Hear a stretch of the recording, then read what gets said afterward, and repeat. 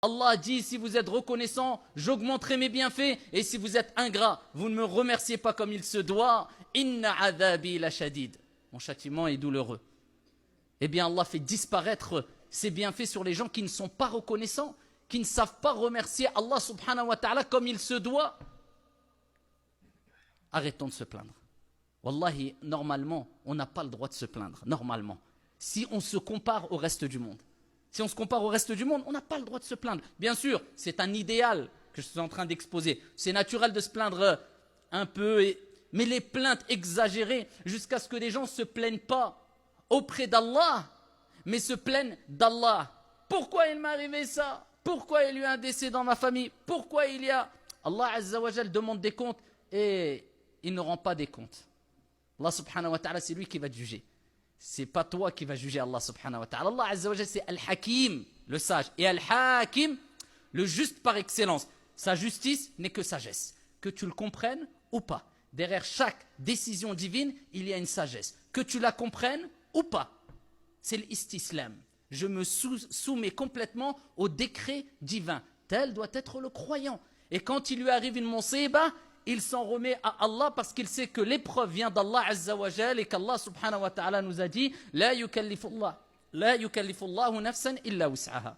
Allah ne donne pas une âme une charge au-dessus de sa capacité. Et il sait que Allah a dit Wasbir wa ma sabruka illa billah. Et patiente. Et Allah rappelle que tu ne pourras patienter qu'avec l'aide d'Allah. Donc au moment de l'épreuve, il dit Inna lillahi wa inna ilayhi raji'un. Nous appartenons à Allah et nous retournerons tous auprès d'Allah subhanahu wa ta'ala. Il s'en remet complètement à Allah au moment de l'épreuve. Et voilà qu'Allah le raffermit. Et voilà qu'Allah Azza wa Jalla le récompense. Et voilà qu'Allah subhanahu wa ta'ala, quand il n'en peut plus, eh bien, lui accorde une délivrance. Inna nasra ma'as sabr wa inna ma'al usri yusra. Le secours vient avec quoi? La patience. Et avec la difficulté, fa inna ma'al usri yusra, inna ma'al usri yusra. Allah n'a pas dit après. Non, avec la difficulté, il y a une facilité. Et il répète, avec la difficulté, il y a une facilité. Il n'y a aucune difficulté qui n'est pas accompagnée d'une facilité. Mais cette facilité sera présentée à toi, te sera présentée au moment adéquat, au bon moment. Parce qu'Allah veut que tu endures, veut que tu patientes, veut que tu pleures, veut que tu arrives au moment où tu invoques Allah Azza wa Jal avec un cœur présent, avec concentration. Mais quand tout va bien, comment tu l'invoques? Peut-être tu l'invoques en levant les mains et en regardant ta montre.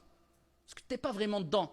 Mais quand tu as une grosse épreuve, tu invoques Allah Azza wa Jal comme celui qui est au milieu d'une tempête en pleine mer. Et là, quand il lève les mains, je peux vous dire que ça tremble dans son cœur. Eh bien, c'est ça qu'Allah subhanahu wa ta'ala veut de toi. Allah Azza wa Jal, comme le prophète alayhi salatu wa salam nous a dit, il veut voir son serviteur l'invoquer en pleurant, en s'en remettant complètement à lui, et à ce moment-là, la délivrance arrive. Allah aime voir son serviteur dire Ya Rab, Ya Rab, Ya Rab, j'en peux plus, Ya Allah, je compte sur toi, je sais que la délivrance est proche. Et il pleure pour Allah subhanahu wa ta'ala.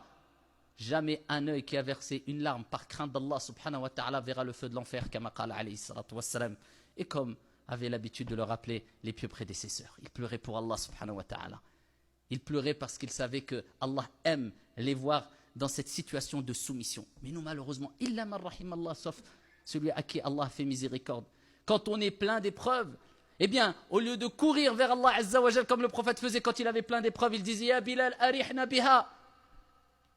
Apaise-nous avec elle, c'est-à-dire l'appel à la prière, afin qu'il prie. Il trouvait le refuge dans la prière, l'apaisement dans la prière. Ils invoquaient Allah, parce que le prophète alayhi salatu wa salam a dit le moment où vous êtes le plus proche d'Allah Azza wa Jal, c'est quand vous êtes prosterné, akfiru du'a. Augmentez les invocations quand vous êtes en prosternation. Eh bien, il se prosternait et il demandait à Allah.